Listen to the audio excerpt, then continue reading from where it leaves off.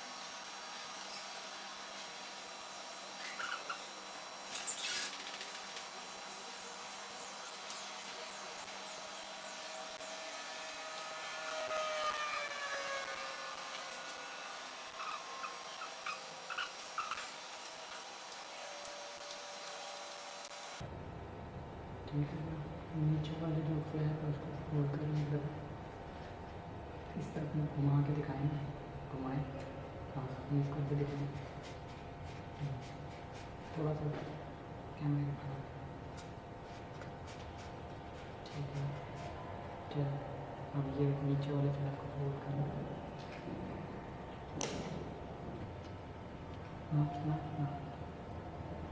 आगे वाली क्रीज मुड़ेगी, पीछे वाली नहीं मुड़ेगी, ऐसे, और इसको वापस